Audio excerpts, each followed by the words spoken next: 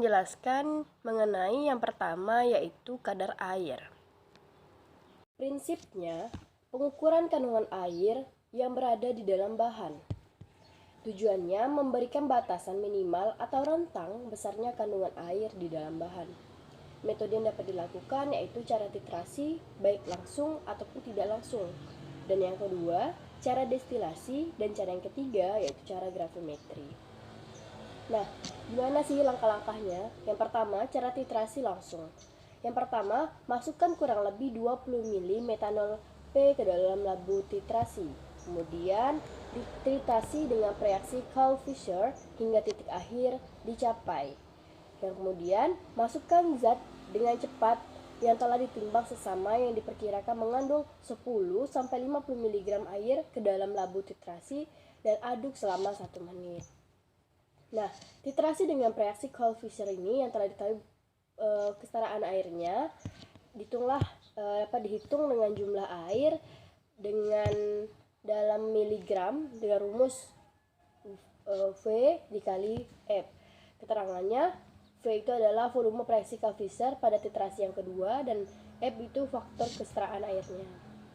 Kemudian, cara titrasi tidak langsung. Yang pertama, masukkan kurang lebih 20 ml metanol P ke dalam labu titrasi. Kemudian yang kedua, titrasi dengan reaksi Cole-Fisher hingga titik akhir tercapai. Yang ketiga, masukkan zat dengan cepat yang telah ditimbang sesama yang diperkirakan mengandung 10-50 mg air dan dicampur. Kemudian tambahkan reaksi Cole-Fisher berlebihan dan diukur seksama. Yang kelima, biarkan beberapa waktu hingga reaksi sempurna. Dan yang keenam, titrasi kelebihan reaksi dengan lautan baku air metanol. Hitung jumlah dengan miligram air dengan rumus F dikali V1 dikurang A dikali V2, dimana dengan keterangan faktor kesetaraan F adalah faktor kesetaraan air reaksi Cole-Fisher yang diukur seksama, dan V1 volume reaksi Cole-Fisher per mili, A adalah kadar air dalam miligram tiap mili dari lautan baku air metanol, dan V2 yaitu volume lautan baku air metanol dalam mili. Nah, selanjutnya cara destilasi. Yang pertama, bersihkan semua alat yang dipakai lalu dikeringkan dalam lemari pengering. Selanjutnya, masukkan ekstrak yang telah ditimbang seksama yang mengandung 2-4 ml air ke dalam labu kering. Selanjutnya, jika ekstrak berupa ekstrak kental, timbang dalam sehelai lembaran logam dengan ukuran yang sesuai dengan leher labu. Dan terakhir, masukkan kurang lebih 200 ml toluene ke dalam labu. Hubungkan alat, tuang toluene melalui alat pendingin, panaskan labu hati-hati selama 15 menit. Nah, selanjutnya, setelah toluene mulai mendidih, suling dengan kecepatan kurang lebih 2 tetes per detik hingga sebagian air tersuling. Kemudian, naikkan kecepatan penyulingan hingga 4 tetes per detik. Selanjutnya, setelah semua air tersuling, cuci bagian dalam pendingin dengan toluene. Lanjutkan penyulingan selama 5 menit. Biarkan tabung penerima pendingin hingga suhu kamar. Jika ada tetes air yang melekat pada pendinding tabung penerima, gosok dengan karet yang diikatkan pada sebuah kawat tembaga dan dibasahi dengan toluene hingga tetesan turun. Setelah air toluene memisah yang sempurna, baca volume air, hitung kadar air dalam persen. Selanjutnya yaitu metode gravimetri. Yang pertama, masukkan kurang lebih 10 gram ekstrak dan timbang sesama dalam wadah yang telah ditarah. Keringkan dalam suhu 150 derajat Celcius selama 5 jam dan ditimbang. Lanjutkan pengeringan dan ditimbang pada jarak 1 jam sampai perbedaan antara dua penimbangan berturut-turut tidak lebih dari 0,25%. Oke, nah selanjutnya yaitu kadar abu. Prinsip, bahan dipanaskan pada temperatur di mana senyawa organik dan turunannya terdestruksi yang menguap sehingga tertinggallah unsur mineral dan anorganiknya. Di mana di sini memiliki tujuan memberikan gambaran kandungan mineral internal dan eksternal yang berasal dari proses awal sampai terbentuknya ekstrak. Oke, bagaimana sih langkah-langkah penetapan kadar abu itu? Yang pertama, memijatkan dan menara krusilikat, kemudian digerus ekstrak, timbang seksama 2 gram sampai 3 gram ekstrak. Kemudian masukkan ekstrak ke dalam krusilikat, ratakan, kemudian pijarkan perlahan hingga arang habis. Dinginkan, ditimbang. Jika arang tidak dapat dihilangkan, tambahkan air panas. Nah, langkah yang selanjutnya, saring melalui kertas saring bebas abu. Pijarkan sisa kertas dan kertas saring dalam krus yang sama. Yang keempat, masukkan filtrat ke dalam krus, kemudian diuapkan. Pijarkan hingga bobot tetap. Dan yang selanjutnya, timbang dan hitung kadar abu terhadap bahan yang dikeringkan di udara. Nah, untuk menghitung kadar abu total itu dengan rumus berat abu sisa pijar itu dibagi dengan berat silisia dikalikan 100%. Nah, bagaimana kalau penetapan kadar abu yang tak larut asam? Caranya, yang pertama didihkan abu yang diperoleh dari penetapan kadar abu dalam 25 ml asam sulfat encer selama 5 menit. Kemudian yang kedua, kumpulkan bagian yang tidak larut dalam krus. Saring menggunakan krus kaca masir atau kertas saring bebas abu. Yang ketiga, cuci dengan air panas. Yang keempat, pijarkan hingga bobot tetap dan ditimbang. Yang kelima, hitunglah kadar abu yang tidak larut dalam asam terhadap bahan yang telah dikeringkan.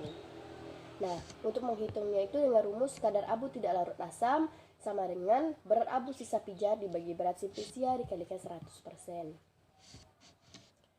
Untuk materi selanjutnya akan dijelaskan oleh teman saya. Saya akan menjelaskan apa yang telah disampaikan teman kelompok saya, itu yaitu bobot jenis.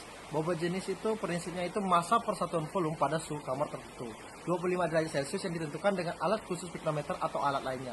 Tujuan dari bobot jenis sendiri itu memberikan batasan tentang besarnya massa persatuan volume yang merupakan parameter khusus ekstrak cair sampai ekstrak pekat atau kental yang masih dapat dituang. Lalu untuk penetapan bobot jenis itu ada 3 tahapan. Yang pertama, gunakan piknometer bersih, kering, dan telah dikalibrasi dengan menetapkan bobot piknometer dan bobot air yang baru dididihkan pada suhu 25 derajat Celcius. Yang kedua, atur suhu ekstrak plus minus 20 derajat Celcius, masukkan ke dalam piknometer. Atur suhu piknometer yang telah diisi hingga 25 derajat Celcius. Buang kelebihan ekstrak cair yang ditimbang.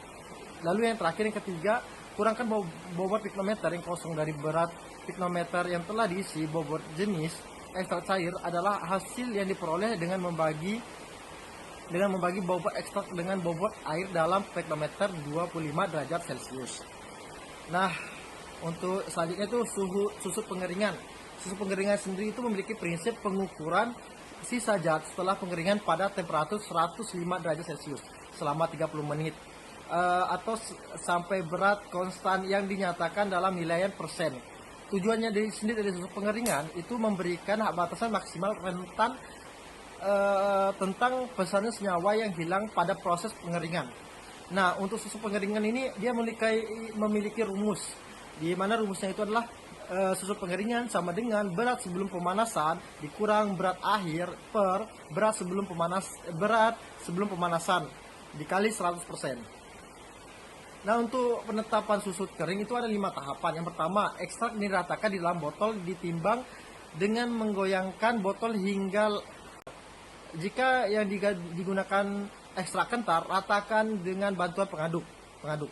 Jadi kalau ada pengaduk, ya kalau dia ekstraknya kental dia pakai pengaduk, jangan digoyang saja. Nah, yang kedua, ekstrak ditimbang secara sama sebanyak 1 sampai 2 gram dalam botol timbangan dangkal tertutup yang sebelumnya dipanaskan pada suhu 105 derajat Celcius selama 30 menit dan telah ditara. Nah, yang ketiga, biarkan botol dalam keadaan tertutup mendingin dalam eksikator hingga suhu kamar. Kemudian masukkan ke dalam ruang pengering, buka tutup botolnya, keringkan pada suhu 105 derajat Celcius hingga bobot tetap. Nah, yang keempat, jika ekstrak sulit kering dan mencair selama pemanasan, tambah 1 gram silika pengering yang telah ditimbang sesama setelah dikeringkan dan disimpan. Jadi setelah dikeringkan dan disimpan dalam eksikator pada suhu kamar 105 derajat Celcius itu berapa ya guys? Itu termasuk ya panasnya matahari. Tapi di sini kan dia butuhnya itu kan ada, jika sulit kering atau tidak mencair, jadi dia butuhnya ditambah 1 gram silika itu dalam suhu kamar. Suhu kamar itu sekitar 25 sampai 36 derajat Celcius. Atau enggak 35 ya guys ya, kalau salah. Dan yang kelima, campurkan silika tersebut.